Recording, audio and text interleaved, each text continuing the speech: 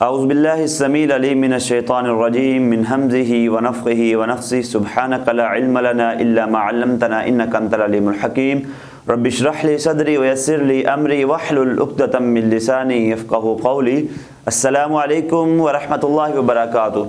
معزز سامعین و سامعات، تفسیر کے سیشن کے اندر یہود کے حوالے سے ہماری بات کا آغاز ہو چکا تھا۔ پچھلے درس کے اندر ہم نے یہ بات کی تھی کہ جب یہود آ کے یثرب کے ارد گرد حجاز کے اندر آ کے آباد ہو گئے تھے تو حجاز کے لوگوں کو آپس میں وہ لڑواتے تھے اور وہ خود ان کو کہتے تھے ہم تم سے اعلیٰ ہیں کیونکہ ہماری طرف آسمانی کتاب کی وحی کی گئی ہے، یعنی جو ان کی آسمانی کتاب تورات تھی اس کے بارے میں بتاتے تھے۔ اور پھر وہ کہتے تھے جتنے بھی انبیاء آئے ہیں وہ سبھی کے سبھی یہود کے اندر آئے ہیں اور اب آخری نبی بھی آئے گا، وہ بھی ہم میں سے آئے گا، اس کی یہ نشانیاں ہیں، یہ علامات ہیں، بتاتے تھے اس آخری نبی کی اور پیغمبر کی، اور لوگوں کو وہ آپس میں بلیک میل کیا کرتے تھے اس بات سے۔ تو اب وہ وقت آ چکا تھا، ان کی طرف اللہ سبحانہ و تعالیٰ نے آخری رسول کا ان کی طرف نزول کیا۔ جب وہ رسول محمد رسول اللہ صلی اللہ علیہ وسلم ان کی طرف آ گئے تو پھر اللہ سبحانہ و تعالیٰ فرماتے ہیں اب یہود کو مخاطب ہونے کے بعد وَآمِنُوا بِمَا أَنزَلْتُ مُصَدِّقًا لِمَا مَعَكُمْ وَلَا تَكُونُوا أَوَّلَ كَافِرٍ بِهِ، کہ جو میں نے یہ کتاب محمد رسول اللہ صلی اللہ علیہ وسلم پر نازل کی ہے اب تم سب اس کتاب پر، اس نبی پر ایمان لے آؤ اور یہ کتاب تمہاری اس کتاب کی تصدیق کرتی ہے جو میری طرف سے ہے۔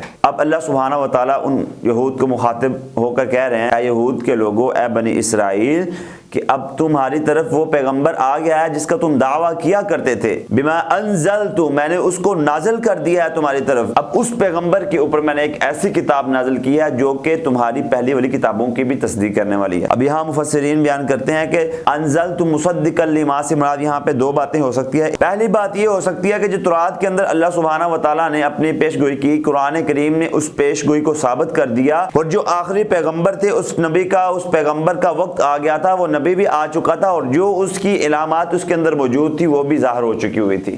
اب یہ لوگ اس کو جاننے کے باوجود بھی اب اس پہ ایمان لانے والے نہیں تھے۔ ان کا کام تو یہ بنتا تھا کہ جس نبی کا وہ اعلان کرتے تھے اب وہ آخری نبی ہماری طرف سے آنے والا ہے، تو ان کا حق تو بنتا تھا کہ ان کو آنکھوں پہ بٹھاتے، ان کے قول و فعل، ان کے عمل کی ان کی اطاعت کرتے، اپنے قول و فعل عمل کے ساتھ ان کی اطاعت کرتے، ان کے ظہور کو لوگوں کے سامنے بلند کرتے، لیکن باوجود اس کے وہ ان کے اوپر ایمان لے کے آئے لیکن وہ دوسری طرف چل پڑے۔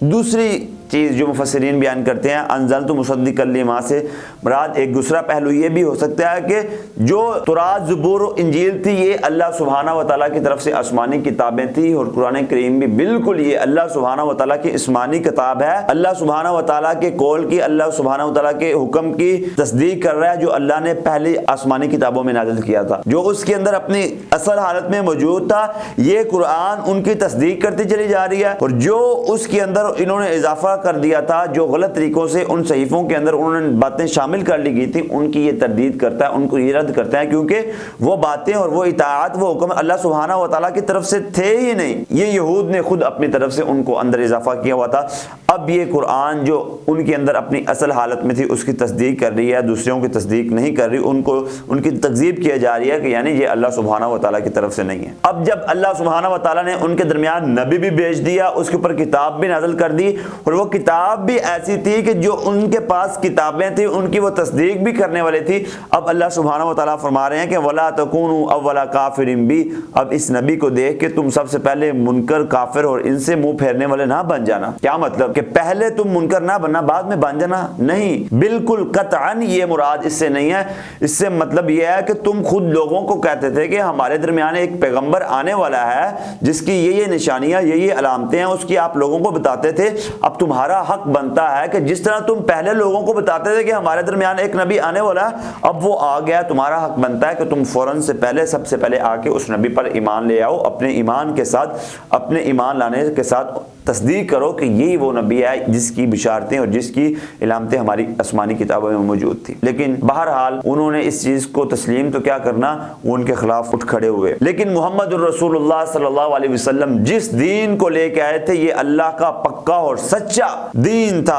اور یہ خود پیغمبر بھی اللہ سبحانہ و تعالیٰ کے سچے اور آخری پیغمبر تھے، اور یہ جو دین لے کے آئے تھے اس دین کی آخری شکل، حتمی شکل لوگوں کے سامنے لے کے آئے تھے۔ اس کے بعد اللہ سبحانہ و تعالیٰ نے نبوت کے سلسلے کو ختم کر دیا۔ اب چاہیے تو یہ تھا کہ یہ لوگ ان چیزوں کو مان لیتے، اس نبی کو مان لیتے، لیکن انہوں نے ان نبی کو ماننے سے انکار کر دیا، حالانکہ ان کی کتابوں میں موجود تھا۔ قرآن کہتا ہے یعرفون کما یعرفون ابناءہم، یہ ان پیغمبر کو، ان کی علامات کو اس طرح پہچانتے تھے جس طرح ایک باپ اپنے بیٹے کو جانتا ہے نا، پہچانتا ہے۔ ایک باپ کو اپنے بیٹے کی ہر حرکت کا پتہ ہوتا ہے کہ میرا بیٹا کیا کر رہا ہے، کیا سوچتا ہے، کیا کام کرتا ہے، کس طرح اس کی سوچ ہے، فکر ہے، کس طرح یہ کام کرتا ہے۔ وہ اس طرح پیغمبر کو جانتے تھے، پہچانتے تھے کہ یہ حق ہے اللہ سبحانہ و تعالیٰ کی طرف سے، یہ سچے ہیں، ان پہ جو کتاب نازل ہوئی ہے وہ سچی ہے، کوئی شک نہیں، لیکن وہ انکار کر دیے تھے باوجود اس کے بھی انہوں نے۔ اب اللہ سبحانہ و تعالیٰ ان یہود کو کہہ رہے ہیں وَلَا تَشْتَرُوا بِآيَاتِي ثَمَنًا قَلِيلًا، اب میری آیات کو تھوڑی قیمت کے بدلے میں نہ بیچو۔ کیا مطلب؟ تھوڑی قیمت کے بدلے میں نہ بیچو،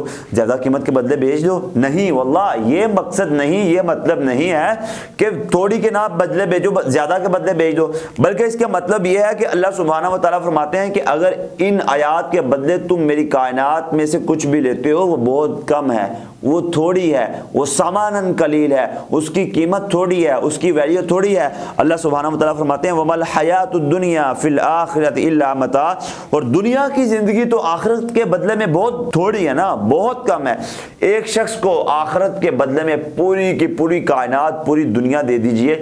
دی جائے تو آپ بتائیں کیا وہ اس کے لیے کافی ہوگی؟ کیا اس کے لیے وہ افضل ہوگی؟ کیا اس کے لیے وہ اعلیٰ ہوگی؟ نہیں نہیں نہیں نہیں، قطعاً ایسا نہیں ہو سکتا۔ یہ ساری کی ساری دنیا آخرت کے بدلے میں کچھ بھی نہیں ہے۔ اسی لیے اللہ سبحانہ و تعالیٰ فرما رہے ہیں دنیا کی زندگی کے پیچھے لگ کے تم میری آیات کو بیچتے چلے جا رہے ہو۔ وَلَا تَشْتَرُوا بِآيَاتِي ثَمَنًا قَلِيلًا، میری آیات کو دنیا کے تھوڑے سے مال و متاع کے بدلے میں نہ بیچو۔ اور پھر اللہ سبحانہ و تعالیٰ فرما رہے ہیں کہ یہ دنیا کا جو مال و متاع ہے یہ بہت کم ہے، یہ بہت تھوڑا ہے۔ وَإِيَّايَ فَاتَّقُونِ، اور تم مجھے سے ڈرتے رہو۔ ان یہود کو اللہ سبحانہ و تعالیٰ یہ مخاطب ہو کے کہہ رہے ہیں۔ یہود کا چونکہ آپ مسلسل ہمارے مضامین آگے چلتے چلے جائیں گے، آگے اللہ سبحانہ و تعالیٰ یہود کے بارے میں کہتے ہیں وَلَا تَلْبِسُوا الْحَقَّ بِالْبَاطِلِ وَتَكْتُمُوا الْحَقَّ وَأَنْتُمْ تَعْلَمُونَ، اور نہ تم حق کو باطل کے ساتھ خلط ملط کرو، حق کو باطل کے ساتھ نہ ملاؤ۔ وَأَنْتُمْ تَعْلَمُونَ، حالانکہ تم حق کو جانتے بھی ہو۔ یہاں پہ تلبسو کا معنی ہوتا ہے ملانا،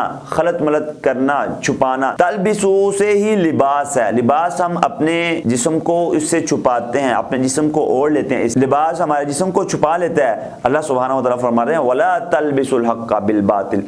حق کو باطل کے ساتھ آپس میں خلط ملط نہیں کرو، آپس میں ملاؤ نہ، حالانکہ تم جانتے ہو کہ حق تمہارے پاس ہے، تم حق کو جاننے کے باوجود بھی اس کو ملاتے ہو۔ اب حق سے مراد کیا ہے؟ حق کے متعلق قرآن کریم نے 12 سے 13 14 باتیں بتائی ہیں کہ حق کیا ہے، لیکن ان میں سے ایک چیز میں آپ کے سامنے کھولتا چلا جاؤں کہ اللہ سبحانہ و تعالیٰ فرما رہے ہیں حق کے بارے میں کیا ہے۔ فَلَمَّا جَاءَهُمُ الْحَقُّ مِنْ عِنْدِنَا، سورہ قصص میں اللہ سبحانہ و تعالیٰ فرماتے ہیں کہ جب اللہ سبحانہ و تعالیٰ نے حق کو نازل کیا محمد الرسول اللہ صلی اللہ علیہ وسلم پر، حق یعنی قرآن کریم کو، تو پھر وہ لوگ کیا کہتے ہیں فَلَمَّا جَاءَهُمُ الْحَقُّ مِنْ عِنْدِنَا قَالُوا لَوْلَا أُوتِيَ مِثْلُ مَا أُوتِيَ مُوسَىٰ، تو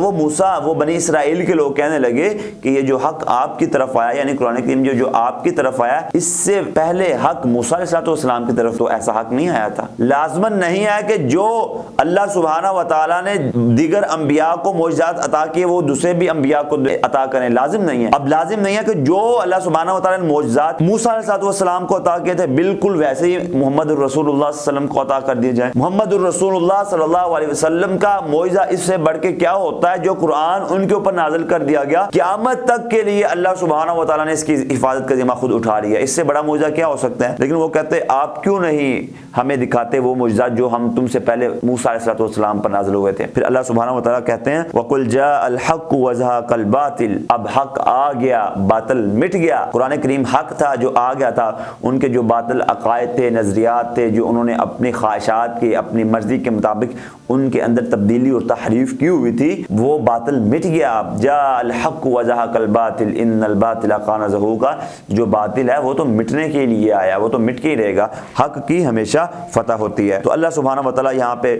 یہود کو مخاطب کر کے کہہ رہے ہیں کہ ولا تکتموا الحق وانتم تعلمون، اور تم حق کو نہ چھپاؤ حالانکہ تم بھی یہ جانتے ہو۔ معزز سامعین و سامعات، دیکھا جائے تو یہ بظاہر خطاب تو یہود کو تھا، لیکن اس سے عام مخاطب ہم امت محمدیہ بھی ہیں، ٹھیک ہے۔ اللہ سبحانہ و تعالیٰ ہمیں یہی دے رہے ہیں کہ آپ اپنے دنیا کے مفادات کے لیے، دنیا کی خواہشات کے لیے حق کو باطل سے نہ ملاؤ۔ دنیا کی چاہت کے لیے اگر تم حق کو باطل سے ملاتے ہو تو تمہارا وہ جو فائدہ ہوگا، تمہارا جو متاع ہوگا، وہ تھوڑی دیر کے لیے ہوگا، وہ چند وقت کے لیے ہوگا، حالانکہ یہ ختم ہو کر رہے گا۔ لہذا تم اپنی خواہشات کو دین کے تابع کر لو، حق کو کبھی بھی باطل سے نہ ملاؤ۔ حق حق ہے، باطل باطل ہی رہے گا۔ اگر تم حق کو باطل سے ملاؤ گے تو بالآخر حق واضح ہو کر سامنے آ ہی جائے گا۔ اللہ سبحانہ و تعالیٰ سے دعا ہے کہ اللہ سبحانہ و تعالیٰ ہمیں اپنے خواہشات کو قرآن و سنت کے مطابق کرنے والا بنائے، اور ہمیں حق کو حق ہی سمجھنے والا بنائے، اور حق کو حق بیان کرنے والا بنائے، اور باطل کو باطل